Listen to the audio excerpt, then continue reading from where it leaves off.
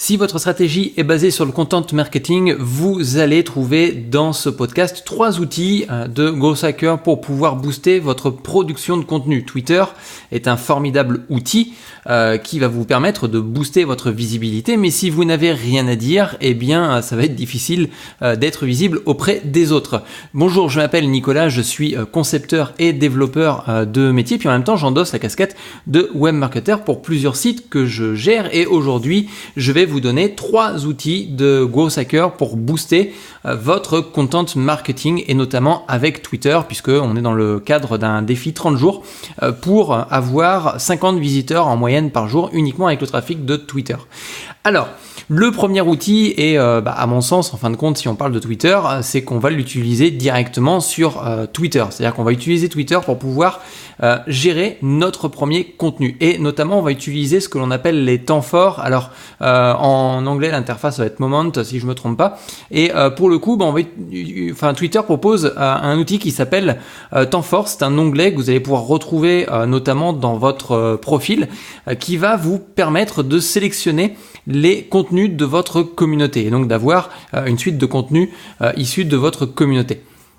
À partir de ce moment-là, pour le coup, vous allez pouvoir mettre en place un système de veille technologique ou de veille concurrentielle, tout dépend comment est-ce que vous pouvez l'appeler de votre côté.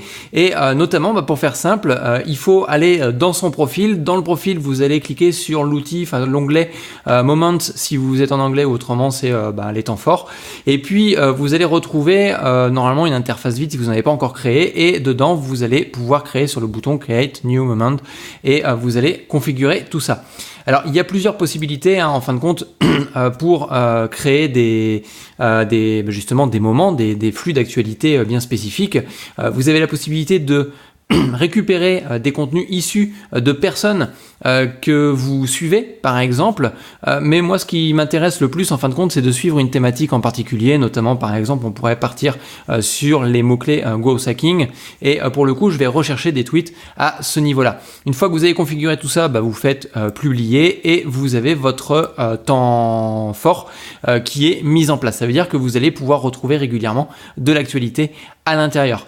Quand je l'ai mis en place, j'ai testé les petites choses, la petite parenthèse. Quand je l'ai mis en place, j'ai eu déjà des personnes qui ont ajouté en fin de compte ce moment-là de leur côté, et qui ont potentiellement, ça m'a permis d'être beaucoup plus, d'être visible au moins pendant un moment justement. Autrement, un autre outil que j'utilise beaucoup par contre, qui est Feedly, parce que les temps forts c'est bien, mais le point négatif c'est que c'est pas forcément personnalisable à 100%. Donc je préfère utiliser Feedly d'un autre sens, et Feedly c'est un outil de curation, de veille technologique ou concurrentielle. Ça dépend comment est-ce que vous le voyez, comment est-ce que vous l'interprétez derrière.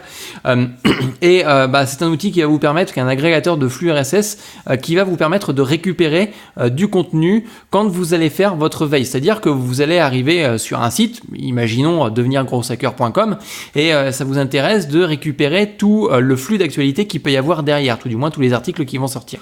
Et ce que vous allez pouvoir faire, c'est le mettre dans Feedly. Donc vous allez pouvoir ajouter un nouveau site web qui, quand vous allez ajouter cette URL là dans l'interface, il va vous proposer de suivre les flux RSS. Il peut y en avoir plusieurs par site web, donc après c'est vous qui voyez celui qui vous intéresse en particulier. Et pour le coup, à l'intérieur, vous allez tout simplement pouvoir suivre l'actualité.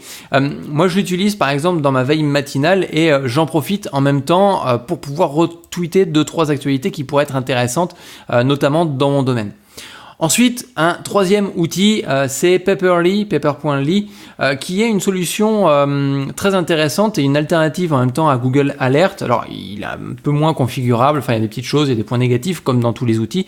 Mais ce que j'aime bien dans cet outil-là, c'est que vous allez recevoir quotidiennement un email avec les dernières news dans un domaine en particulier, notamment par exemple si on reprend le terme Growth Hacking ou Growth Hacker, pour le coup, on pourrait très bien suivre cette actualité-là et recevoir un email tous les matins pour justement suivre l'actualité dans un domaine particulier. Alors, Il existe très certainement d'autres outils de Growth Hacker en fin de compte, mais voilà, c'est les 3 outils que moi j'ai retenus, que je voulais vous présenter dans ce podcast-là.